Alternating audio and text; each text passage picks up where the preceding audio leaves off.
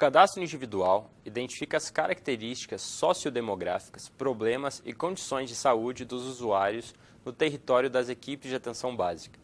Este cadastro é dividido em duas partes. Na primeira, ficam as informações de identificação e sociodemográficas do usuário. Já a segunda parte é um questionário sobre as condições e situações de saúde autorreferidas pelo usuário. Neste vídeo, vamos destacar os campos da nova ficha de cadastro individual que podem gerar dúvidas durante o preenchimento.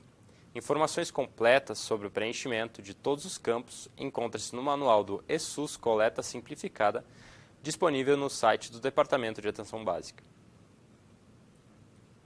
O primeiro bloco do cabeçalho de todas as novas fichas de coleta de dados é destinado à identificação e controle da digitação.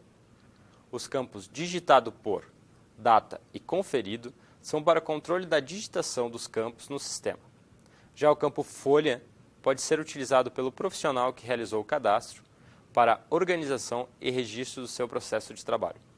O segundo bloco do cabeçalho é exclusivo para a identificação de quem realizou o cadastro e em que microárea reside o usuário cadastrado. É necessário inserir número do cartão do SUS do profissional que realizou o cadastro, os códigos do Cadastro Nacional de Estabelecimentos de Saúde, referentes ao número de identificação da Unidade Básica de Saúde, e ao número de identificação da equipe de saúde. Por fim, deve ser inserido o código de identificação da microárea do domicílio cadastrado e a data da realização do cadastro. O primeiro bloco é de identificação do usuário cidadão. Ele é destinado a registrar informações de identificação e contato do indivíduo cadastrado. O primeiro campo registra o número do cartão SUS do usuário cadastrado. Já no segundo, deve-se informar se o usuário é ou não responsável por seu núcleo familiar. Caso o usuário cadastrado não seja o responsável familiar, os campos número cartão SUS e a data de nascimento do responsável devem ser preenchidos. Na sequência, são informados o nome completo, o apelido ou nome social, sua data de nascimento e seu sexo. Apelido ou nome social é a forma ou nome pelo qual o usuário é conhecido. Após preencher o sexo da pessoa, deve-se solicitar que a mesma se autodeclare branca, preta, parda, para a pessoa que se autodeclara mulata, cabocla, cafusa, mameluca, morena ou mestiça, amarela, para a pessoa de origem japonesa, chinesa, coreana, etc., ou indígena. Essa opção deverá ser marcada no campo raça ou cor.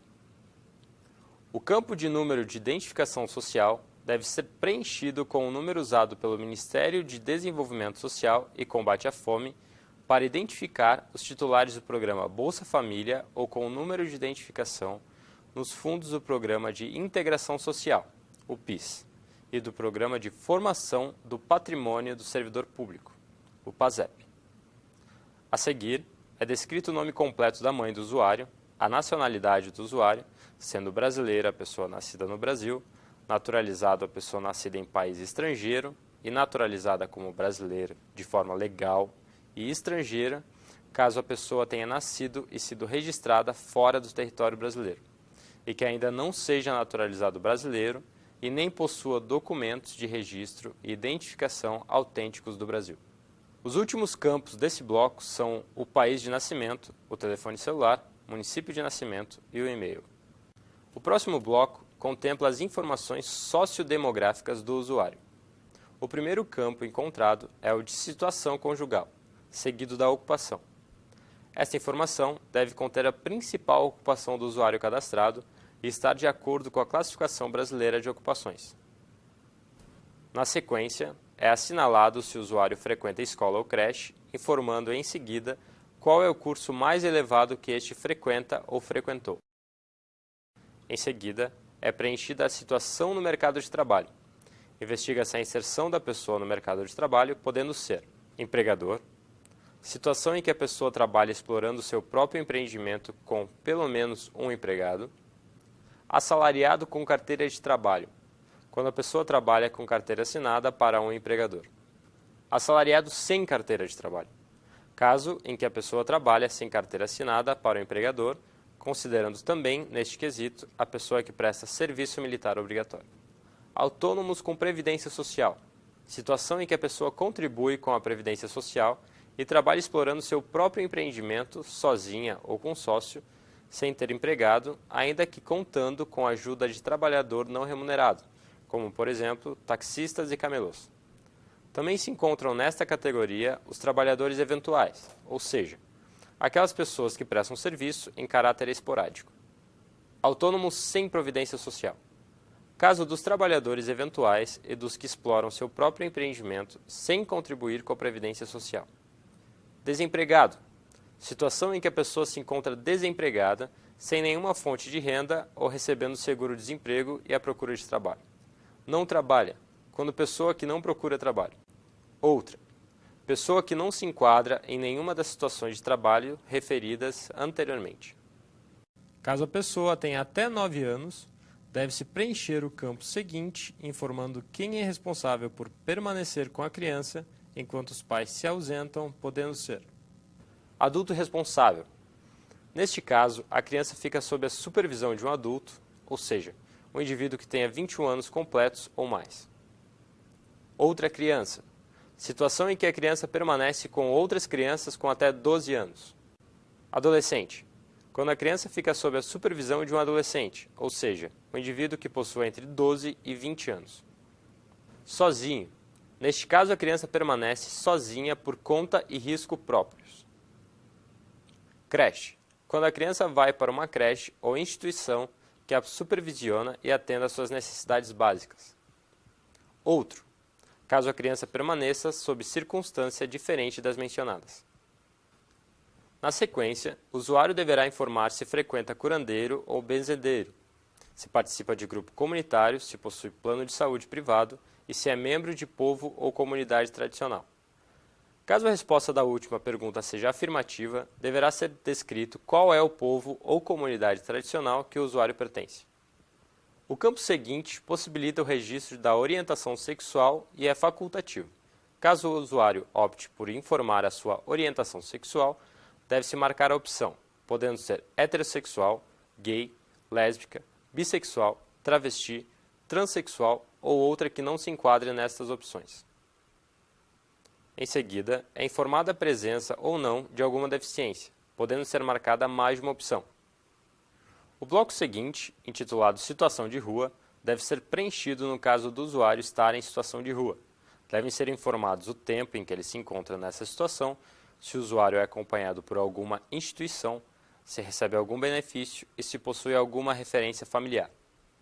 Finalizando o bloco, deve-se informar se o usuário visita algum familiar com frequência, informando o grau de parentesco. O campo é de preenchimento livre. No entanto, o sistema deve identificar o grau de parentesco, podendo ser avô ou avó, pai ou mãe, filho ou filha, irmão ou irmã, cônjuge ou companheiro, tio ou tia, primo ou prima ou outros.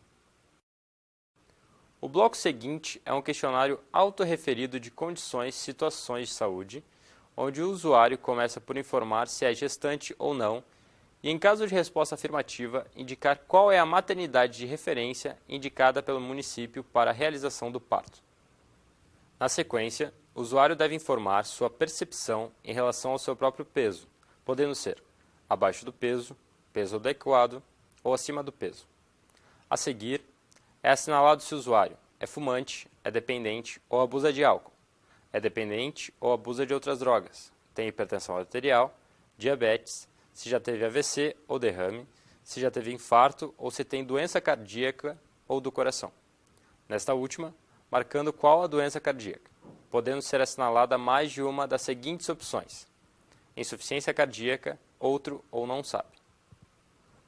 Caso o usuário tenha ou já tenha tido problemas nos rins, deve-se informar qual o problema, podendo uma ou mais das seguintes opções: insuficiência renal, outro ou não sabe.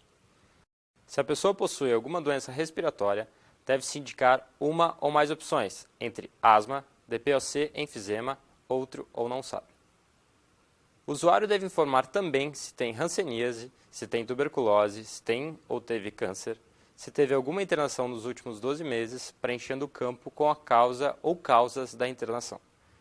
Em seguida, deve ser informado se a pessoa fez ou faz tratamento com psiquiatra ou teve internação por problema de saúde mental, se está acamado, se está domiciliado e se usa plantas medicinais. Em caso positivo, deve ser informado quais plantas utiliza. Em seguida, deve ser informado se a pessoa usa outras práticas integrativas ou complementares além das plantas medicinais. No último item do bloco de condições, situações de saúde, deve ser preenchido se o usuário possui outras doenças ou condições de saúde não citadas anteriormente, informando quais. Podem ser informadas até 3 outras condições de saúde. O bloco seguinte fornece informações complementares sobre os usuários em situação de rua, perguntando quantas vezes se alimenta ao dia, a origem da alimentação do usuário, podendo ser marcadas mais de uma das opções disponíveis. Por fim, informa-se se o usuário tem acesso à higiene pessoal e qual ou quais recursos estão disponíveis, podendo ser marcadas mais de uma das opções. O termo de recusa é preenchido apenas quando os residentes no domicílio se recusam a fornecer os dados para preenchimento do cadastro. Cabe reforçar que a recusa em fornecer os dados não implica, em hipótese alguma, no não atendimento do cidadão pela unidade de saúde.